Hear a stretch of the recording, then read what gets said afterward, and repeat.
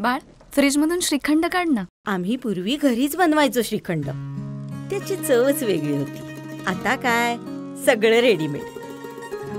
आजी, हे श्रीखंड खाऊन बघ. आज तुझ्या आईनं घरीच बनवलं की काय?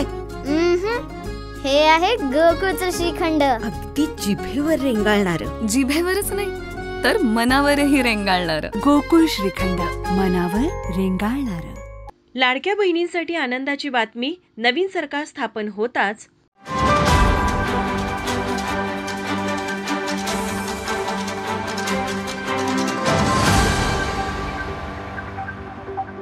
विधानसभा निवडणुकीत महायुतीला लाडक्या बहिणींची चांगली साथ लाभली. लाडकी बहीण योजनेमुळे महायुतीने दणदणीत विजय मिळवला. लाडकी बहीण योजनेचा चांगलाच इफेक्ट पडल्याचं या निवडणुकीत दिसून आलं. त्यामुळे नवीन सरकार स्थापन होताच सरकारने या योजनेच्या लाभार्थी महिलांसाठी आनंदाची बातमी दिली आहे. डिसेंबर महिन्याचा हप्ता दिनांक 24 पासून लाडक्या बहिणींच्या खात्यात जमा होण्यास सुरुवात झाली आहे. राज्याच्या महिला व बालविकास मंत्री आदिती तटकरे यांनी याबाबत एक्सच्या माध्यमातून माहिती दिली आहे. महायुती सरकारनं मुख्यमंत्री माझी लाडकी बहीण योजना जुलै महिन्यात सुरू केली होती. या योजनेच्या माध्यमातून या योजनेसाठी पात्र ठरणाऱ्या 21 ते 65 वयोगटातील महिलांच्या बँक खात्यात दर महिन्याला प्रत्येकी 1,500 रुपये जमा करण्याचा निर्णय महायुती सरकारने घेतला होता. आतापर्यंत 7,500 रुपये लाडक्या बहिणींना मिळाले आहेत. विधानसभा निवडणुकीच्या तोंडावर ऑक्टोबर-नोव्हेंबर महिन्याचे पैसे सरकारने एकदमच जमा केले होते. या झालेल्या विधानसभा निवडणुकीच्या प्रचारातही 1,500 रुपयांची रक्कम 2,100 रुपये करण्याचा आश्वासनही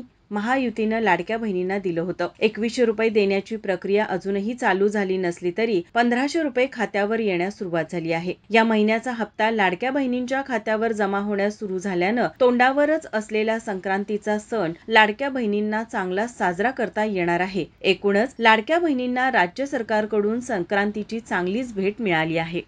ब्युरो रिपोर्ट, माझा महाराष्ट्र न्यूज, कोल्हापूर.